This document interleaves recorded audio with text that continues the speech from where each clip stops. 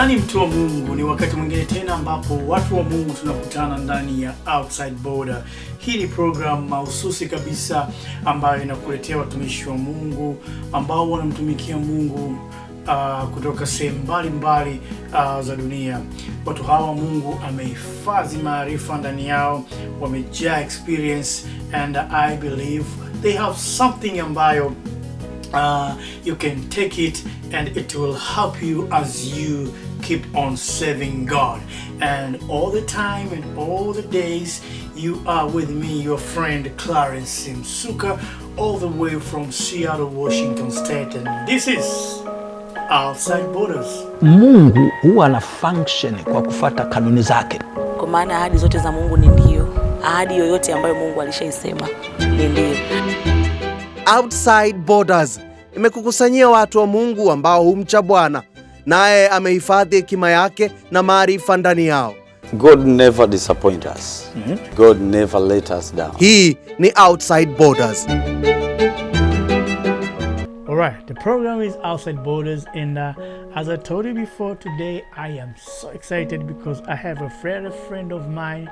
I know him from a very long time ago, almost 10 years ago. We had opportunity to work together on his very first project katika utumishi. But before we go on, please subscribe on our YouTube channel so that you get notified when we post this kind of program. Really follow us on our social media, follow us on our Instagram so that you will be notified when we post our content katika hizo digital platforms. Back to the program. I told you, this is a very special friend of mine. But before we go on, take a look at this. Mungu mwenyewe ndo anayefahamu zaidi. Kwa nini nipo kwa sasa hivi katika group hii na kwa nini sasa nafanya hivi? Mungu anafahamu zaidi, yani anafahamu zaidi kwa sababu mimi sikuwaza kama nitakuja kufikia hapa au kufikia kuwa hivi au kufikia kuwa katika hii stage ambayo nimeianza au stage ambayo nimefikia sasa hivi, sikuwaza. Naona ila mipango ya Mungu tofauti na mwanadamu. Wewe unapanga hiki lakini amaza kingine. Unapanga kufanya vitu vikubwa, yani vikubwa zaidi ya hivi. Yani kubwa sana. Kwa nini nasema hivyo, unapanga kufanya hivyo na vitatokea? Kwa sababu namwamini Mungu na nimekiona kule mbele, nimeviona tayari. Kwa hiyo naamini si muda mrefu, yani si muda mrefu, ninapomwambia mtazamaji si muda mrefu, akubali si muda mrefu kwa sababu kuna viandaa ambavyo vinakuja. Yani sio nisemeje, lakini vikubwa sana. Hii ni Outside Borders. Yes, this is Minister Paul Clement, all the way from Tanzania. He is here in the United States. Karibu sana Paul Clement. Ninafurahi sana kukuona. Nashukuru sana. Hapa Seattle. Do you remember what happened? Kabisa. Yeah. Can you tell, kabla tujafika kwanza, Paul Clement ni nani kwanza? Kwanza kabisa Paul Clement ni mtumishi wa Mungu ambaye anamtumikia Mungu kwa njia ya uimbaji ama muziki, kuihubiri injili ya Kristo, ya Yesu Kristo. Kwa sababu hiyo ndio injili na uwezo wa Mungu uleta wokovu. Na pia mimi nimeoa, nina mke na mtoto mmoja. Na kibusu Mungu akutumie, unatakiwa kukubali. Kubali kuwa mwaminifu na kujitoa kwamba Mungu mimi nataka kutumikia kwa nafanya hiki. Yaani yapo kuna vitu gani sisi, lakini Mungu nimeamua kufanya hiki. Kwa hiyo nitafanya hiki. Nitafanya hiki. Kwa hiyo ni kukubali, kujitoa. Paul Clement, from this to this, what happened here in between? Cha kwanza kabisa ni neema ya Mungu. Kitu cha pili ni kumwamini Mungu. Alafu cha tatu consistency. Cha nne kutokukata tamaa. Yes, hivyo ndio ambavyo vimenitoa hapo nilikotoka na kunifikisha hapa nilikofika. Neema ya Mungu, kumwamini Mungu, consistency na kutokukata tamaa. Lakini vipi Mungu ana mchango gani katika hii safari yako yote? Kutokea hapo tumeona mwanzoni mpaka hapa ambako umefika saizi, unaalikwa maeneo mbalimbali all over the world, you are here in United States. Mungu ana mchango gani katika hii safari yako? Kwa kweli kwa safari ya huduma na mziki nimefanya na ambao unafanya, Mungu anahusika kwa 100%. Yeye ndio kila kitu.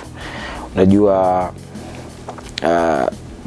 Mungu ili ni kusudi nalofanya ni kusudi la Mungu, sio kusudi la kwangu. Ni kusudi la Mungu.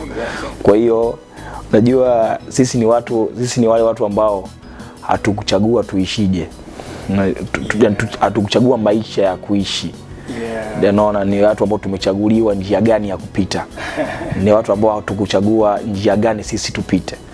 Ni tumezaliwa, Mungu alishatuwekea wewe utapita njia hii.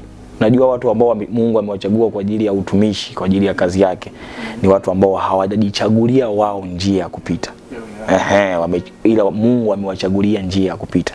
Kwa sababu tumesoma na watu wengi, na watu wamechagua njia zao wengi, lakini sisi tulichagua njia zetu. Mungu akasema hapana, njia ambayo nimekuwekea mimi ni hii hapa. Kwa hiyo hatukuwa na namna ila kupita hiyo njia ambayo Mungu ametaka tupite. Kama hivyo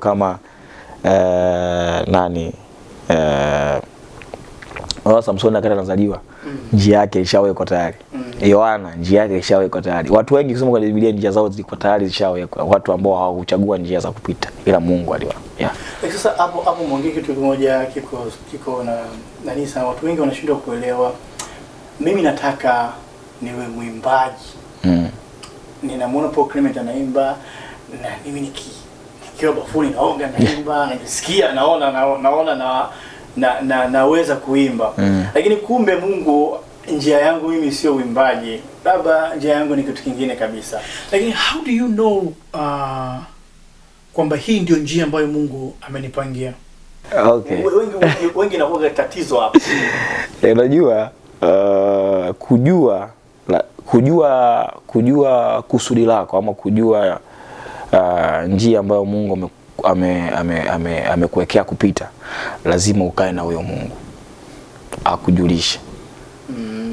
Unaona, akujulishe. Lakini pia kuna ishara ndogo ndogo ambazo huaga zinatokea. Unajikuta tu unapenda hicho kitu sana. Unaweza kujikuta unakipenda hicho kitu sana. Ni kama unakipenda.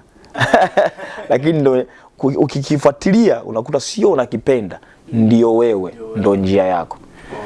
Yes. Kwa hiyo hata mimi ilianza napenda kuimba, napenda muziki, napenda kuimba. Unaona, mimi nilitamani sana kuwa rubani. Unaona, nitamani sana kuwa rubani. Yes, nilikuwa ndoto zangu nije kuwa rubani. Lakini nikajikuta napenda kuimba. Napenda tu. Bas. Kwa hiyo kumbe katika kupenda nilivyoendelea kuingia ndani zaidi, kumbe ndo njia yangu, ni njia ya utumishi wangu, ndo destiny yangu. Ndo hiyo. Is there any way ushawahi kuwaza au ushawahi kupitia a certain type of moment ukasema God has disappointed me? Is there any time you have felt that design funny hivi Mungu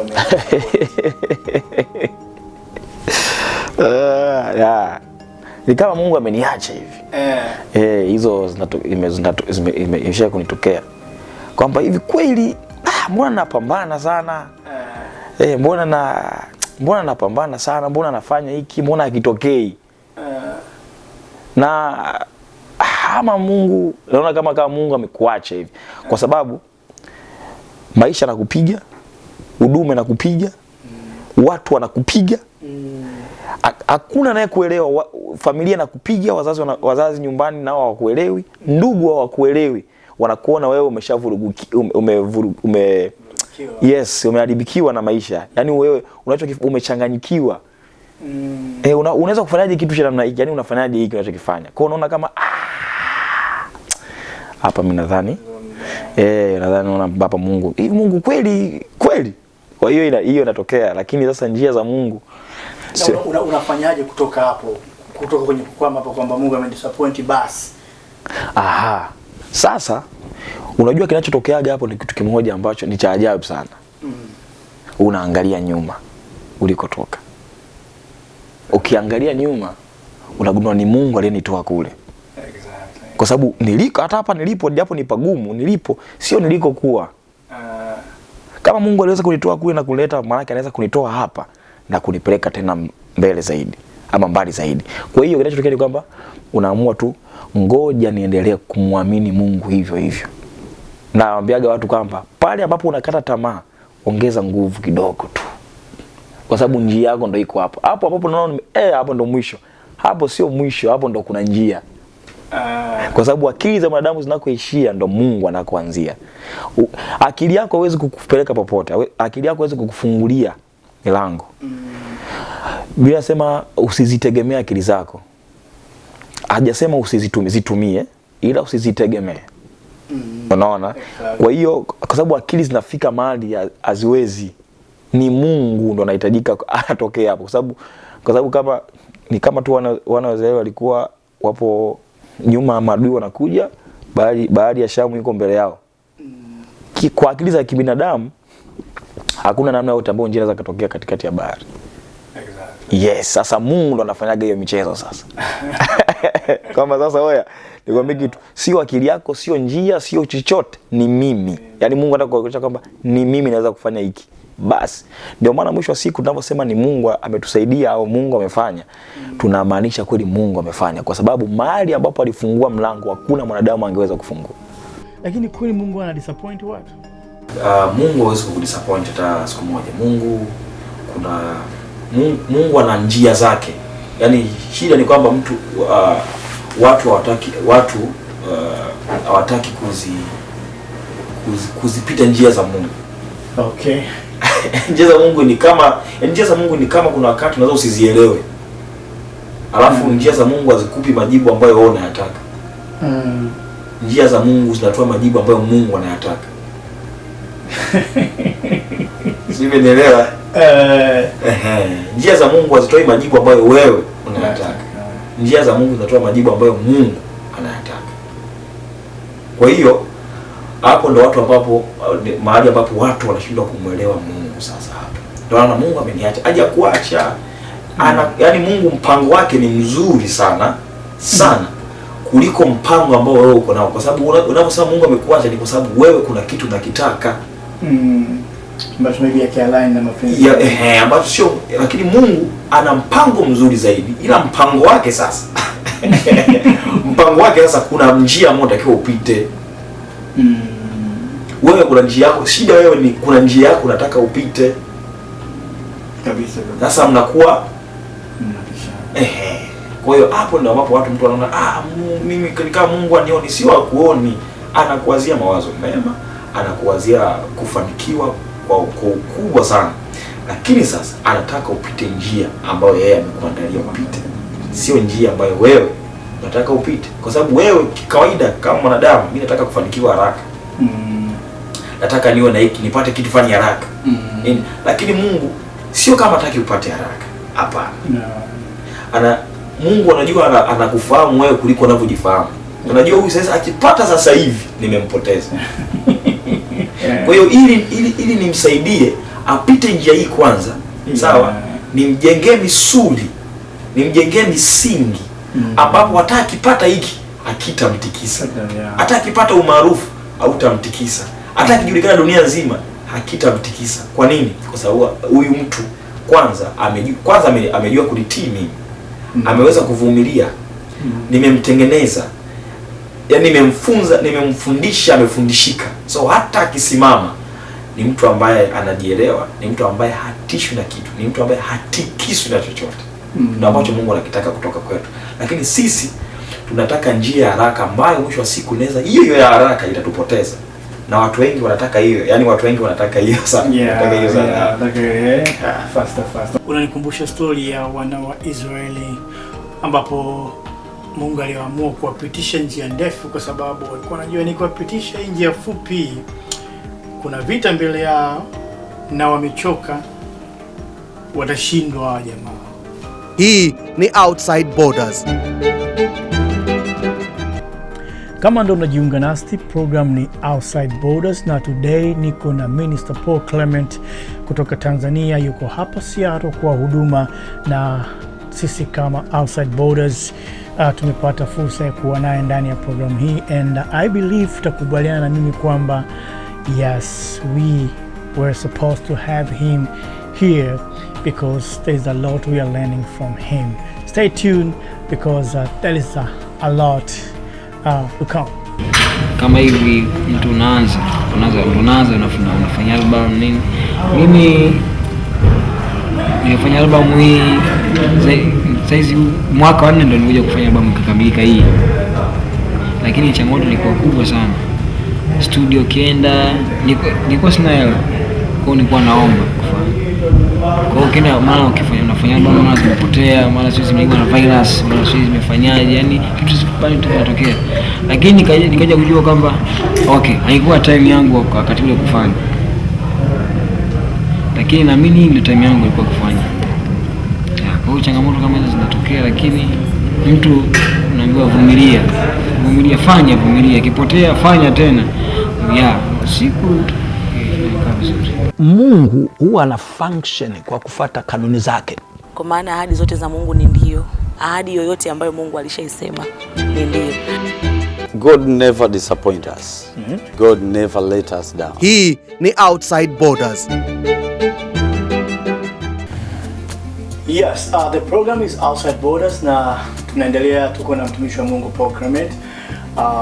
Tumeshasikia mengi kidogo, bado tunaendelea na pale tulipoishia. Paul Clement, we read Bible and we all have people who inspire us in the Bible. Wewe ukisoma Biblia, who are your role models ambao ukiangalia unasema hawa watu things, yani if they did it I can do it? Wako wengi ambao napenda kusoma habari zao sana. Lakini David ni mtu ambaye nimemsoma, alafu kuna vitu nikajifunza sana kwake. Kwa sababu kwanza kabisa ni mtu ambaye alikuwa anamtanguliza Mungu kwenye kila jambo analofanya. Anamuuliza Mungu kila kitu, yani akiwa anaenda vitani anamwambia Mungu niende ama nisiende. Mungu anamwambia nenda. Usiende. Fanya hivi. Imagine mpaka njia za kupigana, yani pita huku labda mtazunguka hivi, ni Mungu alikuwa anamwambia. Ni mtu ambaye alikuwa anamuuliza Mungu nifanyaje. Kwa hiyo hicho ni kitu ambacho nilijifunza kwake, lakini katika ukiendelea kusoma pia unagundua kuwa kulikuwa na nini hema 3 za ibada. Kulikuwa na hema ya kwanza ambayo ilikuwa ya Musa, alitengeneza Musa.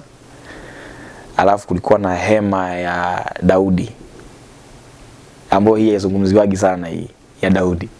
Alafu kulikuwa na hekalu la Suleiman. Sasa hii hema ya Daudi ni hema ambayo kwanza aliweka watu ambao walikuwa wanahudumia uwepo wa Mungu kwenye ile hema. Wanapokezana, yani wanapiga masaa labda masaa 12 masaa 6, wakimaliza wanaingia wengine. Wow. Yani hapakosi ibada. Na jamaa walikuwa wanahudumia uwepo wa Mungu. Kulikuwa hamna watu wanawaimbia wakati huo. Uwepo wa Mungu, sanduku la agano lilikuwa pale ndani. Kwa hiyo walikuwa wanahudumia uwepo wa Mungu. Daudi aliwaweka watu hapo ndani. Kwa hiyo ni mtu ambaye alikuwa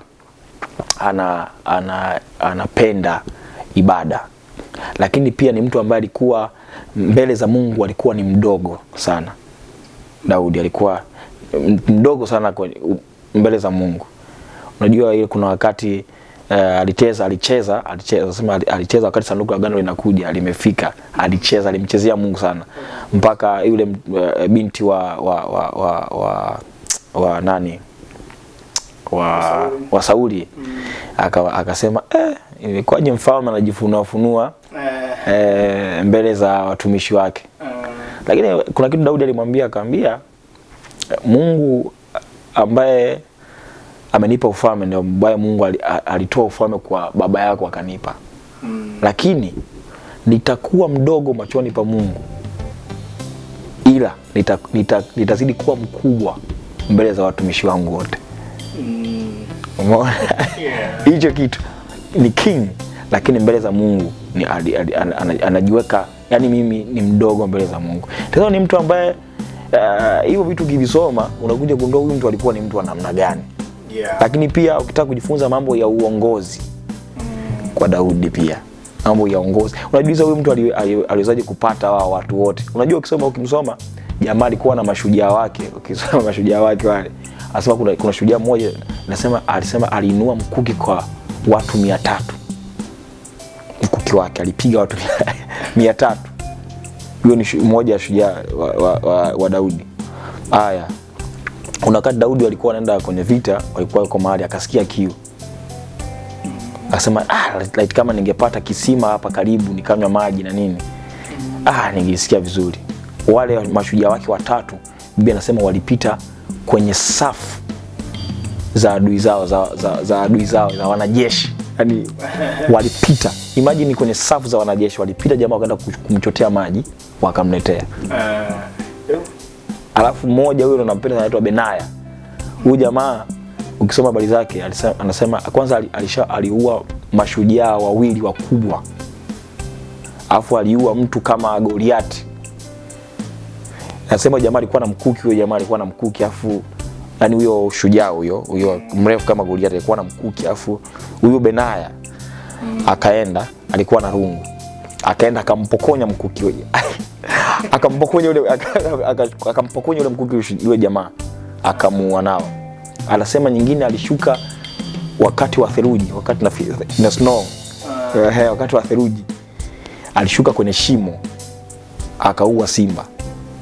Yaani huko kuna snow, akashuka akaingia afu akaua simba. Akatoka. So nasema jiuliza huyu jamaa aliwezaje kuwa train hao watu, naona akawa nao hivyo. Yani najua ni mtu ambaye mambo ya uongozi na nini, au unajua wale watu ni mashujaa. Unajua kuna watu kama wanaweza kukupindua, lakini ni watu ambao wanakaa na kusikiliza. Halikuwa na hiyo hekima gani, na yani najua kwa hiyo ukijifunza mambo ya uongozi, namna jamaa anavyompenda Mungu, yani hivyo tu anavyokaa na Mungu, anavyojiweka mbele za Mungu. Huyo mtu mimi anani challenge sana. Kwa hiyo kama nakuelewa, unataka kuambia watu ambao ni viongozi wa spend time kutengeneza wasaidizi majemedari kwenye kazi zao. Yes, hata iko kutumia muda wao mwingi kutengeneza chawa. Kwa sababu it goes beyond. Yes. Chawa mtu kuwa followers. Yes, kwa sababu huyo mtu, imagine hizo sehemu zote jamaa wanapigana, sio kama Daudi alikuwepo. Unakata Daudi hayupo, lakini jamaa wanapiga, yani wanapiga. wanaenda wao wanafanya wanarudi. Sio, umeelewa? Watu ambao watapambana na wewe hata kama wewe haupo, wana uwezo bado wa kupambana. Bado. Yani hawawezi kujiunga na adui zao, na adui zako. Hawawezi wakakusaliti, hawawezi kukupindua, hawawezi kufanya chochote kibaya juu yako kwa ajili kwako. Ila watahakikisha uko salama. Watahakikisha umefanikiwa. Watahakikisha bado uko kwenye level yako ile na zaidi. Wanahakikisha kila kitu kwenye maisha yako kiko sawa. Hao watu unawapata wapi? Jamaa alikuwa nao. Unaona, jamaa alikuwa nao. So ukijifunza, ukijaribu kuangalia hayo mambo nini, unakuta huyu jamaa kuna namna alikuwa, na kuna namna alikuwa anamjua Mungu, na kuna namna ambayo Mungu alimpa hekima ya kuweza kuweka hayo mambo yawe sawa. Mimi anakubaliana naye. Mimi kitu kimoja ambacho nakipenda sana kwa David ni mtu ambaye alikuwa yuko so quick to repent. Anapojua amezingua. Yes. Alafu akirepent anamaanisha kurepent. Ile story ya yeye na mke wa Uriah, baada ya kurepent, we don't see kwenye Biblia tena inasema Daudi alienda kazingua akachukua mke wa mtu tena. Maana yake he know the real meaning of repent. Yes. Maana halisi ya kutubu, yani kutubu ni kugeuka na whatever ulichokuwa unafanya, you quit and then wasema Mungu kuanzia leo, okay, I learned my lesson, I move on. That's why I believe na Mungu huwa anaangalia geo sana, ndio maana mwisho wa siku. Kwa sababu ukiangalia kikweli hakuna mtu yani katika watu waliozingua Biblia, Daudi ni mmoja kati ya watu wamezingua kinyama yani, lakini mwisho wa siku Mungu anasema anajisifia yani duniani hapa huyu jamaa. Pia ukijaribu kuangalia pia mtu ambaye anafanana na Daudi pia kwenye Biblia ni Yoshua. Biblia inasema wakati Musa anaingia kwenye hema ya kukutania ile ambapo Mungu alimwambia atengeneze, Yoshua naye alikuwa anaingia. Na alikuwa akiingia anakaa kimya, yani anaingia tu anakaa. Musa anamaliza anatoka, anamwacha Yoshua amekaa ndani. Bado Yoshua amebaki. Na sio kama Mungu alikuwa anasema na Yoshua. Mungu alikuwa anasema na Musa. Na Mungu hakuwahi kusema na Yoshua kwenye hema ya kukutania. Lakini Yoshua alikuwa anakaa kwenye ile hema. Anakaa tu. Musa anamaliza anatoka, jamaa amekaa. Anazidi kukaa. Ndio maana hadi mwisho Musa alivyokufa, ndio Mungu sasa akasema na Yoshua, sasa mtumishi wangu Musa ameshakufa. Sasa wewe wachukue hao watu, wewe sasa ndio hao watu utawafikisha huko ambako Musa atakiwa afikishe, wewe ndio utawafikisha. Imagine Mungu anakuja kusema na Yoshua mbele kabisa wakati Musa ameshakufa. Lakini wakati wote huu Mungu sio kama alikuwa anasema na Yoshua, lakini Yoshua alikuwa anakaa unyenyekevu kwenye hema kukutania. Yuko na Musa hapo. Musa anamaliza anatoka anamwacha. Lakini sio kama Mungu alikuwa anasema naye huko ndani. Hamna. Lakini alikuwa anakaa. Inaniambia kwamba kwa kumbe nikitaka kuwa kama Paul Clement, I have to study anakaa vipi na Mungu wake, anaongea vipi na Mungu wake, anaishi vipi na Mungu wake. Like mfano wa Joshua, alikuwa anaona Mungu, alijua Musa anaenda anaongea na Mungu kule. Anafanya nini? Let me go in there and see. You know. So yeah, I think that's a very ilimsaidia sana. Ilimsaidia kwenye wakati sasa yeye anapeleka wana wa Israel Kanaani sasa. Ilimsaidia sana kumsikia Mungu, kumwelewa Mungu. Ndio Mungu anamwambia uwe hodari na moyo wa ushujaa. Anamwambia Yoshua, Mungu huwa ana function kwa kufuata kanuni zake. Kwa maana ahadi zote za Mungu ni ndio. Ahadi yoyote ambayo Mungu alishaisema ni ndio. Yes, this is the end of part 1 of this interview. There is a lot to come in the next session. Please go ahead and watch the next program so that upate the whole package kuanzia mwanzo tulipoanza mpaka mwisho. There is a lot to learn from this servant of God, and yeah, let's meet on the next program.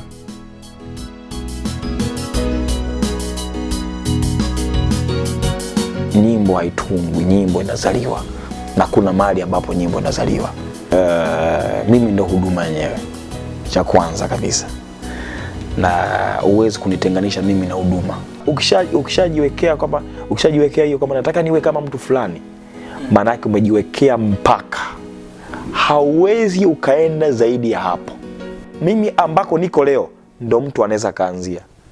Hii ni Outside Borders.